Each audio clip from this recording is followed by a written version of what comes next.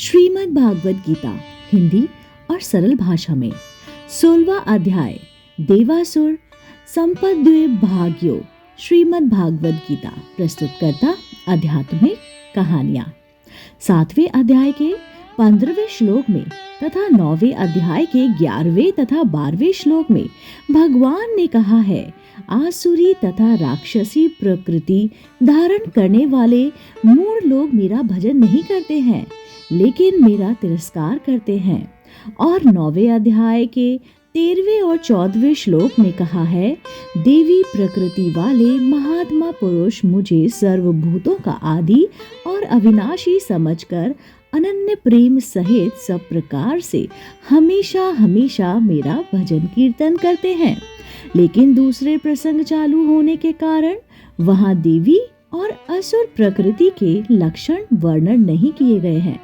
फिर 15वें अध्याय के 19वें श्लोक में भगवान ने कहा है, जो ज्ञानी महात्मा मुझ पुरुषोत्तम को जानते हैं वे सर्व प्रकार से मेरा भजन करते हैं। इस विषय पर स्वाभाविक रीति से ही देवी प्रकृति वाले ज्ञानी पुरुष के तथा आसुरी प्रकृति वाले अज्ञानी मनुष्य के लक्षण कौन कौन से हैं, ये जानने की इच्छा होती है। इसलिए भगवान अब दोनों के लक्षण और स्वभाव का विस्तार पूर्वक वर्णन करने के लिए यह 16वां अध्याय आरंभ करते हैं। इसमें पहले 3 श्लोकों द्वारा देवी संपत्ति वाले सात्विक पुरुष के स्वाभाविक लक्षणों का विस्तार पूर्वक वर्णन किया गया है।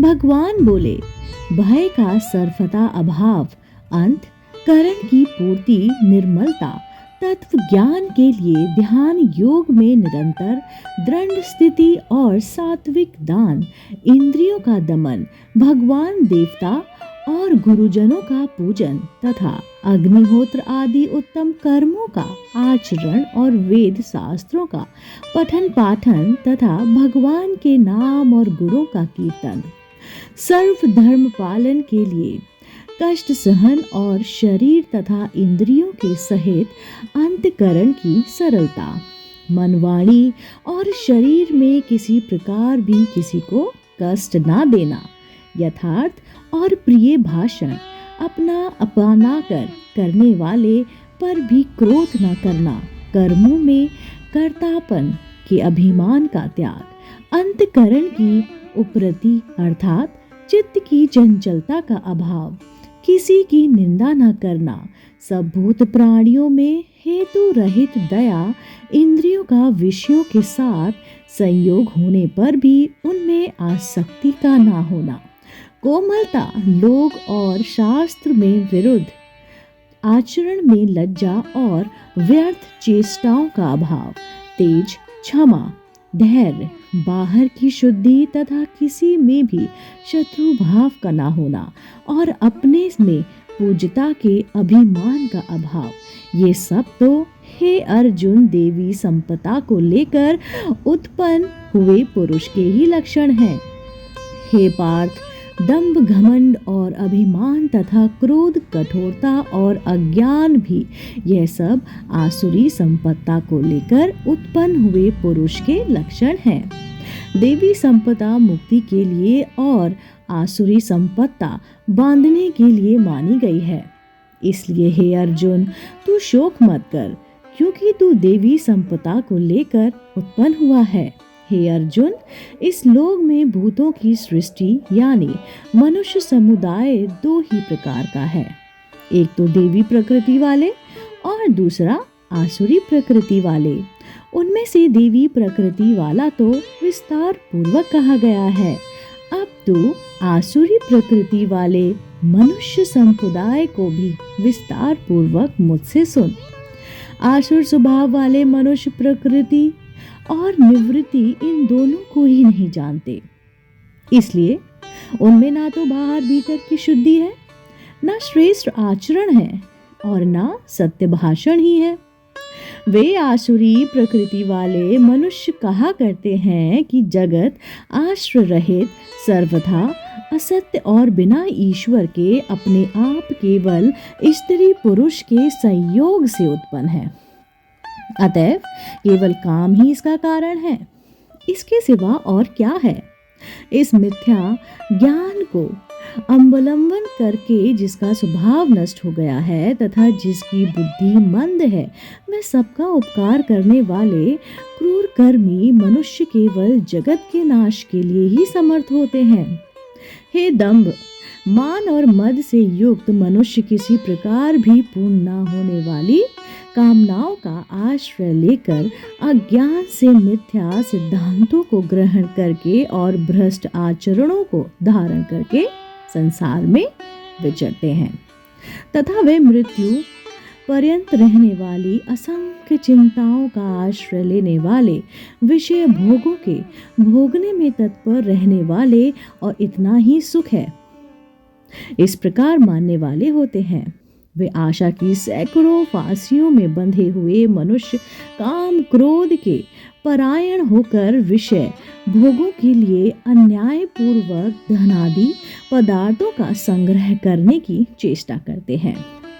वे सोचा करते हैं कि मैंने आज ये प्राप्त कर लिया है और अब इस मनोरथ को प्राप्त कर लूंगा। मेरे पास ये इतना धन है और फिर भी यह हो जाएगा। वह शत्रु मेरे द्वारा मारा गया और उन दूसरे शत्रुओं को भी मैं मार डालूंगा। मैं ईश्वर हूँ, ऐश्वर्य को भोगने वाला हूँ। मैं सब सिद्धियों से युक्त हूँ और बलवान तथा सुखी हूँ। मैं बड़ा ही धनी और बड़े कुटुंब वाला हूँ। मेरे समान दूसरा कौन है। मैं यज्ञ करूँगा, दान करूँगा और आमोद प्रमोद करूँगा। इस प्रकार अज्ञान से मोहित रहने वाले तथा अनेक प्रकार से भ्रमित चित्त वाले मोह रूप जाल से समावृत और विषय भोगों में अत्यंत आसक्त आसुर लोग महान अपवित्र नरक में गिरते हैं। वे अपने आप को ही श्रेष्ठ मानने वाले घमंडी पुरुष धन और मान के मद से युक्त होकर केवल नाम मात्र के यज्ञों द्वारा पाखंड से शास्त्र विधि रहित यजन करते हैं। वे अहंकार, बल, घमंड, कामना और क्रोध आदि के परायण और दूसरे की निंदा करने वाले पुरुष अपने और दूसरों के शरीर में स्थित मुझ अंतर्यामी से द्वेष करने वाले होते हैं। उस द्वेष करने वाले पापाचारी और क्रूर कर्मी नराधमों को मैं संसार में बार बार आसुरी योनियों में डालता हूँ। हे अर्जुन, वे गुण और मूल मुझको ना प्राप्त होकर ही जन्म जन्म में आसुरी योनियों को प्राप्त होते हैं, फिर उससे भी अति नीच गति को प्राप्त होते हैं, अर्थात घोर नरक में पड़ते हैं। काम, क्रोध और लोभ, ये तीन प्रकार के नरक के द्वारा आत्मा का नाश करने वाले अर्थात उनको अधोगति में ले जाने वाले, अतएव इन तीनों को त्याग देने चाहिए। हे अर्जुन, इन तीनों नरकों के द्वारा से मुक्त पुरुष अपने कल्याण का आचरण करता है।